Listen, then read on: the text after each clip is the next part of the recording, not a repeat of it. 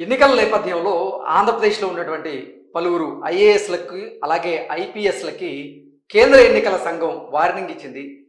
విధి నిర్వహణలో నిర్లక్ష్యంగా ఉన్నారని, అలాగే పక్షపాతం ప్రదర్శిస్తున్నారు అంటూ కూడా వారి మీద ముటిక్కాయలు వేసేటువంటి ప్రయత్నం చేసింది అంటూ ఒక వార్త ఇప్పుడు సోషల్ మీడియాలో చక్కర్లు కొడుతున్నటువంటి నేపథ్యంలో ఆ వార్త యొక్క సారాంశం ఏంటనేది మనం చూసేటువంటి ప్రయత్నం చేద్దాం.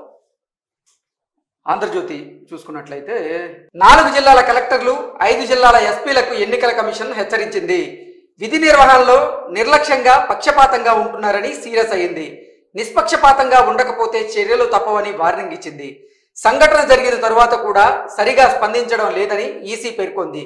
రాయలసీమలోని 2 జిల్లాలు, ఉత్తరాంధ్ర, కోస్తా, గోదావరి జిల్లాల్లోని ఒక్కొక్క ఎస్పీకి ఈసీ వార్నింగ్ ఇచ్చింది. సో ఓవరాల్గా చూసుకున్నట్లయితే ఆంధ్రప్రదేశ్లో పలువురు ఐఏఎస్లు అలాగే పలువురు ఐపీఎస్లు కూడా విధి నిర్వహణలో వారు నిర్లక్ష్యంగా వ్యవహరిస్తున్నారు, పక్షపాతంగా వారు వ్యవహరిస్తున్నారు అనేటువంటి ఉద్దేశంతో కేంద్ర ఎన్నికల సంఘం వారికి వార్నింగ్ ఇచ్చింది. విధి నిర్వహణలో పక్షపాత ధోరణి సరికాదు అంటూ కూడా వాళ్ళకి ఎత్తు పలికినటువంటి నేపథ్యంలో ఈ అంశం మీద మనతో మాట్లాడేందుకు ప్రముఖ సీనియర్ జర్నలిస్ట్, ప్రముఖ రాజకీయ విశ్లేషకులు దుర్గా వడ్లమణి గారు మనతో ఉన్నారు. మేడంతో మాట్లాడదాం. హాయ్ అండి. హాయ్. చూసాం కదా ఈ వార్త, ఏంటి దీని మీద మీ విశ్లేషణ ఏంటండి? అంటే ఇప్పుడు ఇంకా చివరికి వచ్చాక ఇప్పుడు ఎన్నికల ఘట్టం చివరంకానికి చేరుకుంది. ముచ్చికోడికి వచ్చాక కేంద్ర ఎన్నికల సంఘం దృష్టి పెడుతున్నారు అంటే నవ్వాల ఎడవాల నిజంగా అర్థం కావట్లేదు. ఇవన్నీ ఎప్పుడో చేయాల్సిన పనులు. మొదటి నుంచి అందరూ మాట్లాడుతున్నాం ఇదే విషయాలు. వాళ్ళు సరిగా దృష్టి పెట్టట్లేదు కేంద్ర ఎన్నికల సంఘం, ఎందుకని మనకు తెలియదని. ఇప్పుడు సడన్ గా రాయలసీమలో 2 జిల్లాలు, ఉత్తరాంధ్ర, కోస్తా, గోదావరి జిల్లాల్లో కలెక్టర్లకి ఎస్పీలకి వార్నింగ్ ఇచ్చారు.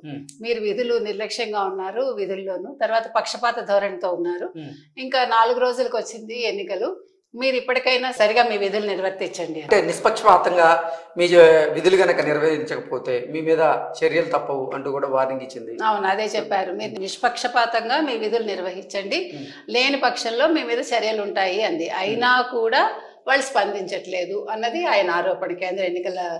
రాష్ట్ర ఎన్నికల అధికారి ఆరోపిస్తున్నారు. అయితే వీళ్ళకి బాగా అండదండ ఎక్కువైపోయాయండి. ఇప్పుడు అటు జగన్మోహన్ రెడ్డి కానీ ఇటు సజ్జల కానీ వీళ్ళందరూ వీళ్ళని కాపు కాస్తున్నారు. ఇప్పుడు ఏమైందంటే అసలు అధికారులందరూ కూడా ప్రభుత్వానికి తప్ప ప్రజల గోడు పట్టించుకోవట్లేదు, అధికార సంఘం అంటే ఎన్నికల అధికారులను పట్టించుకోవట్లేదు, ఎవరి మాట వింటలేదు. వాళ్ళు మళ్ళా మా ప్రభుత్వం వస్తుంది అనే ఒక భ్రమలో వాళ్ళు ఉండి ఇంకా వాళ్ళు జగన్మోహన్ రెడ్డికిను తర్వాత వాళ్ళకి కావాల్సిన జిల్లా నాయకులకి వాళ్ళు కొమ్ము కాస్తున్నారు. ఇది చాలా గర్హించాల్సిన విషయం. వాళ్ళు ప్రభుత్వ ఉద్యోగులు చేయాల్సింది వాళ్ళ విధులు ప్రజల కోసం చేయాలి, వాళ్ళ ఉద్యోగ ధర్మాన్ని నిర్వర్తించాలి తప్ప ఒక రాజకీయ నాయకుడి కోసం లేకపోతే ఒక ముఖ్యమంత్రి కోసం పనిచేయటం అనేది తగదు. ఎందుకంటే వాళ్ళు ఉద్యోగాలు ఇచ్చేది ప్రభుత్వం వాళ్ళకి పనిచేయమని కాదు, వాళ్ళ విధులు వాళ్ళు సక్రమంగా నిర్వర్తించాలని. ఈ విషయంలో ఆంధ్రప్రదేశ్ ప్రభుత్వానికి అనుకూలంగా వ్యవహరిస్తున్నారు అంటూ కూడా ఇంతకు ముందే కొంతమంది ఐపీఎస్ల మీద ఐఏఎస్ల మీద కూడా వేటు పడింది మనం చూసాం. అంతెందుకు డీజీపీ గారిని కూడా రీసెంట్గా బదిలీ చేశారు.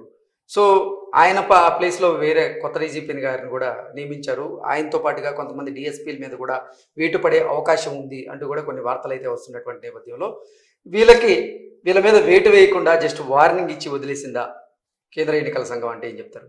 అంటే వీళ్ళు చిన్న ఉద్యోగులు కదండి, పై వాళ్ళు చెప్పిన ఆర్డర్స్ వీళ్ళు నిర్వర్తిస్తారు.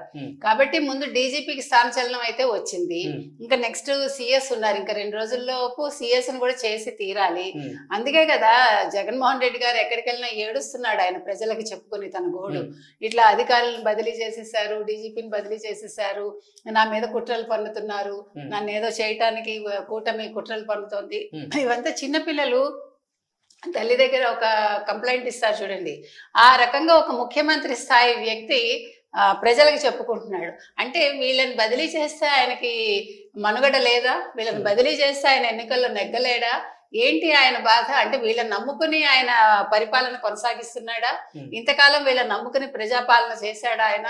ఇవన్నీ ప్రశ్నలు మనకు ఉద్భవిస్తాయి. కాబట్టి ఈ విషయంలో మరి ఆయన అలా ఏడవడమూ బాగలేదు, ఈయన ఇట్లా వార్నింగ్ ఇచ్చి వదిలేయకుండా ఆ ఎన్నికల అధికారి నెక్స్ట్ వాళ్ళ మీద చర్యలు తీసుకుంటే బాగుంటుంది. ఎందుకంటే అది మిగతా వాళ్ళకి ఒక హెచ్చరికగా ఉంటుంది. అట్లా ఒక మాటతో వదిలేయకుండా చర్యలు చేపడితే ప్రతి ఒక్కళ్ళలో కొంచెం భయం వస్తుంది. ఇంక ఎన్నికలు 4 రోజులు ఉన్నాయి, కనీసం ఈ కొద్ది రోజులు వాళ్ళ విధి నిర్వహణ సక్రమంగా చేస్తారని మనం అనుకోవచ్చు. ఓకే, సో ఈ వార్నింగ్ తో అయినా సరే వాళ్ళలో కొంచెం చలనం వస్తే బాగుంటుంది. Okay okay madam, thank you so much.